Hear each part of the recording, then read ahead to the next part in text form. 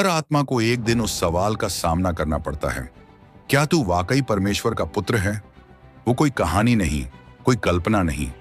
ये एक ऐसा सच है जिससे हर इंसान अपने जीवन में कम से कम एक बार टकराता है।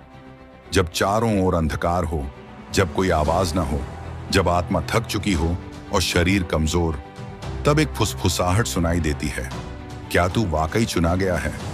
यही आवाज है शैतान की, पर वह वैसा नहीं जैसा आपने चित्रों में देखा है।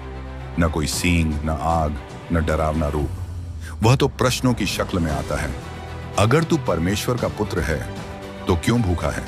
पर आज की कहानी केवल उस अंधकार की नहीं, बल्कि उस प्रकाश की है जो भूखा था फिर भी झुका नहीं, जो अकेला था फिर भी टूटा नहीं, जो परीक्षा में था फिर भी परमेश्वर पर भरोसे से डिगा नहीं। यीशु, उसने दिखाया कि जीतने के लिए तलवार नहीं, बल्कि आत्मा की सच्चाई चाहिए।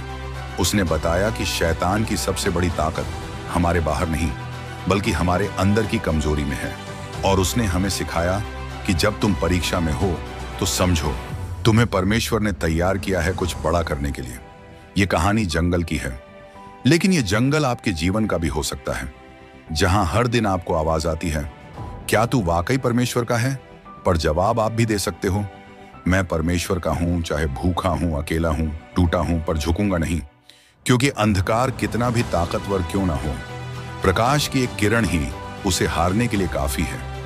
हर आत्मा को कभी ना कभी उस सवाल का सामना करना ही पड़ता है, क्या तू वाकई परमेश्वर का पुत्र है? सृष्टि की शुरुआत में जब सब कुछ शांत था, जब न कोई मनुष्य था, न कोई राष्ट्र, न सभ्यता, तब भी एक आत्मा थी जो प्रश्नों से भरी हुई थी। वह स्वर्ग में था, लेकिन उसका मन अशांत था। उसे अपनी चमक पर घमंड था, अपनी समझ पर अभिमान, और उसी घमंड से जन्मा पतन। उसका नाम था लूसीफर, जो कभी प्रकाश का दूत था, पर अब वह अंधकार का वाहक बन चुका था। उसे परमेश्वर से नहीं, परमेश्वर जैसे होने से प्रेम था, और इस चाहत ने उसे गिरा दिया स्वर्ग से पृथ्वी पर। लेकिन उसका मकसद कभी नहीं बदला। वह आज भी वही सवाल पूछता है जिसने आदम और हव्वा को गिराया, जिसने अनगिनत आत्माओं को धोखा दिया। क्या वाकई परमेश्वर ने ऐसा कहा? यह केवल एक सवाल नहीं, ये एक हथियार है, एक ऐसा अस्त्र जो सीधे आत्मा पर वार करता है, शक, भ्रम और लालच से लिपटा हुआ। और अब वह सवाल पूछने वाला था सबसे पवित्र आत्मा से, यीशु, जो अब जल से बपतिस्मा लेकर रेगिस्तान की ओर गए थे। न कोई भीड़, न कोई शिष्य, न कोई चमत्कार, सिर्फ वह और जंगल। 40 दिन और 40 रात, न भोजन न विश्राम, केवल परमेश्वर से संवाद और आत्मा की तैयारी। पर जैसे ही शरीर थका, जैसे ही आत्मा मौन हुई, वो आया, न धुएं के साथ, न किसी दहाड़ के साथ, बल्कि एक आवाज की तरह धीमी मगर तेज, कोमल पर घातक। वह जानता था कि यह वही है जिसका जन्म भविष्यवाणियों में हुआ, जिसके आने से नर्क डरता है और जो सलीब पर चढ़ेगा दुनिया के लिए। तो वह उसे रोकने नहीं आया, वह उसे मोड़ने आया। और यह परीक्षा कोई बाहरी परीक्षा नहीं थी, यह एक युद्ध था आत्मा के अंदर। पहली परीक्षा जब रोटी नहीं, बल्कि वचन जरूरी था। रेगिस्तान में सूर्य आग बरसा रहा था, जमीन तप रही थी और शरीर सूख चुका था।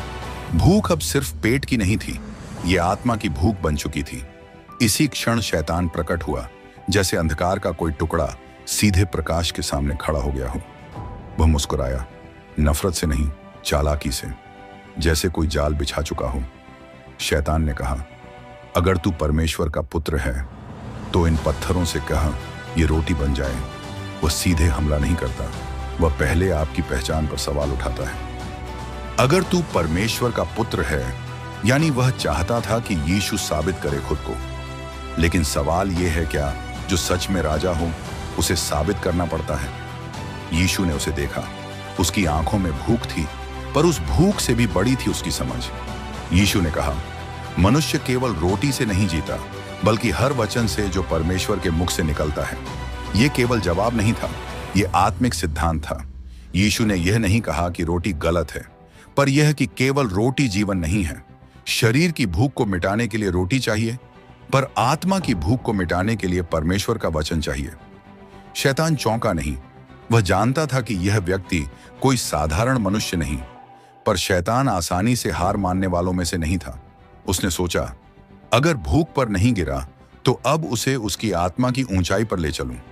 दूसरी परीक्षा, जब ऊंचाई से गिराना भी मुमकिन नहीं था, शैतान मुस्कुराया। पहली कोशिश नाकाम रही, लेकिन उसके भीतर एक बात साफ थी। जैसे जैसे आत्मा ऊंचाई पर जाती है, परीक्षा और गहरी होती जाती है।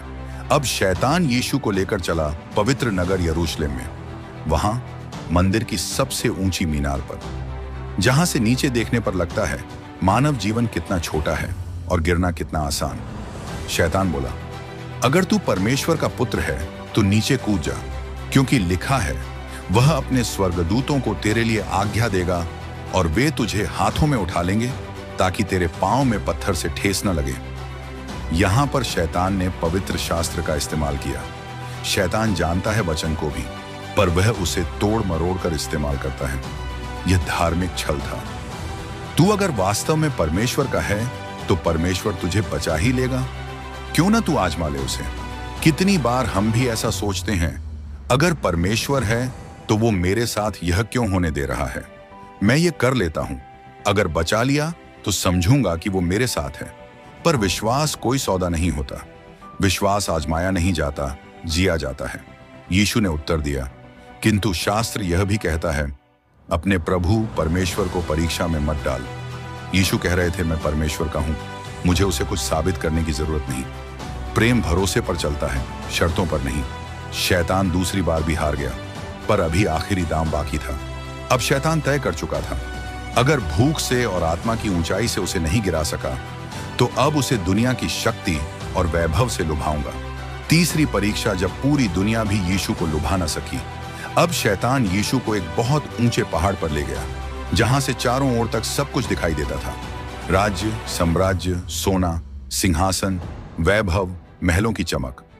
शैतान ने कहा, यह सब मैं तुझे दे दूंगा, अगर तू बस एक बार मेरे आगे झुककर दंडवत करे। यह कोई साधारण प्रस्ताव नहीं था।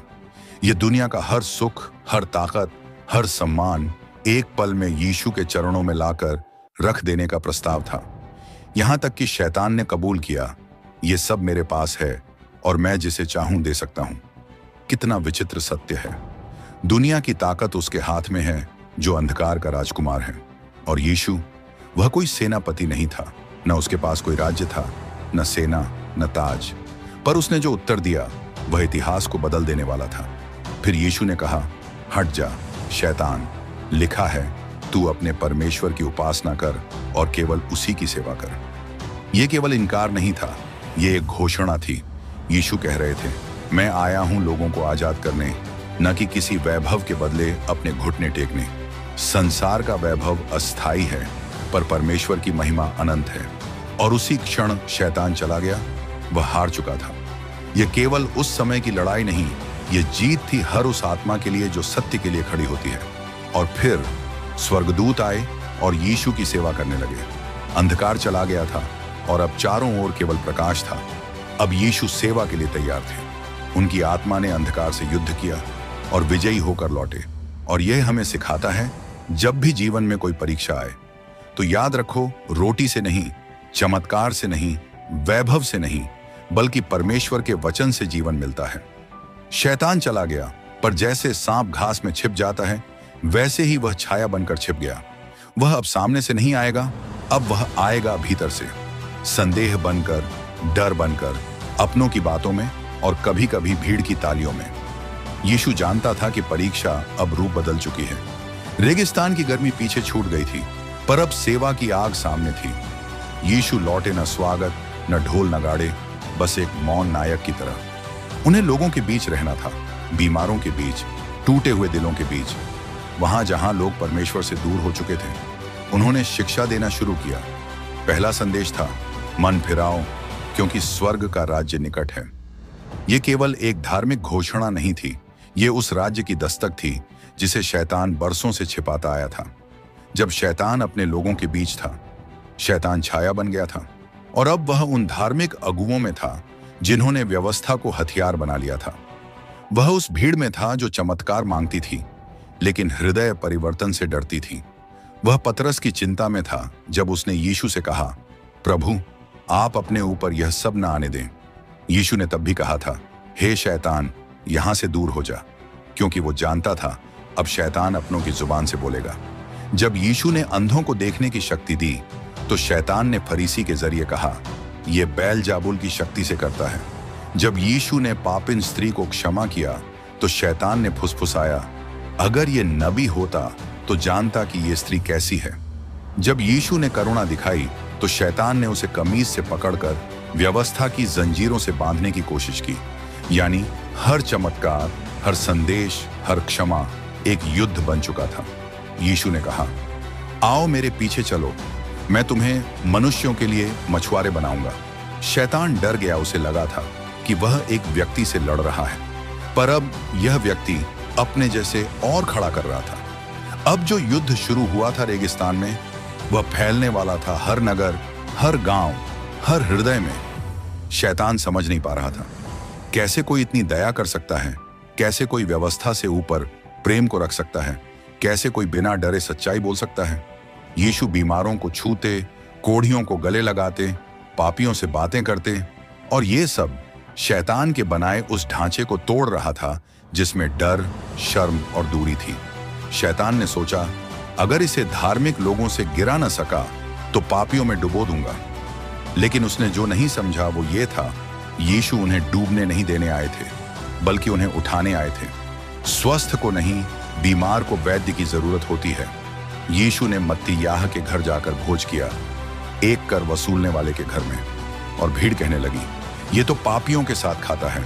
पर यीशु जानते थे, हर वह आत्मा जो टूट चुकी है वो स्वर्ग के लिए सबसे कीमती है। शिष्य नाव में थे, झील तूफानी हो गई, पानी भरने लगा, डर मौत का था। शैतान ने सोचा, अब इसे डराऊंगा, प्रकृति को ही इसके विरुद्ध कर दूं। लेकिन जब उसने सोचा कि अब अंत है, यीशु उठे और बोले, शांत हो जा, और सारी प्रकृति रुक गई। तूफान ने अपने कान झुका दिए और सागर शांत हो गया। शिष्य डर गए, ये कौन है कि हवा और पानी भी इसका आदेश मानते हैं। शैतान कांप गया। अब उसे एहसास हुआ, ये कोई साधारण इंसान नहीं, ये स्वयं वचन है जिससे सृष्टि बनी थी।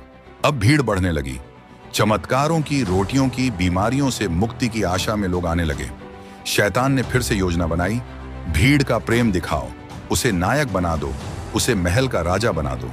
लेकिन यीशु जानते थे, भीड़ आज जय बोलती है, कल वही क्रूस मांग सकती है। इसीलिए उन्होंने कहा, अगर कोई मेरे पीछे आना चाहता है तो अपने आप का इनकार करे, अपना क्रूस उठाए और मेरे पीछे चले। भीड़ चौंक गई। राजा बनने की बात नहीं, क्रूस उठाने की बात। शैतान फिर हार गया। हर योजना, हर चाल, हर जाल यीशु के प्रेम, दया और सत्य से टकराकर टूट जाती। और तब शैतान ने सबसे खतरनाक फैसला लिया, अब मैं इसे अपनों के जरिए गिराऊंगा, अपने ही शिष्य, अपने ही अनुयायी, क्योंकि बाहरी वार नहीं, भीतर से चोट ज्यादा असर करती है। एक रात थी, शांत पर रहस्यमयी। यीशु अपने चेलों के साथ अंतिम भोजन कर रहे थे, पर उसी कमरे में जहां रोटी तोड़ी जा रही थी, जहां प्रेम की बातें हो रही थी, वहीं शैतान एक चेले के दिल में प्रवेश कर चुका था। शैतान यहूदा में समा गया। यह वह क्षण था जब परीक्षा फिर से शुरू हुई, पर इस बार पीड़ा के आंसू और विश्वासघात की चुप्पी के साथ।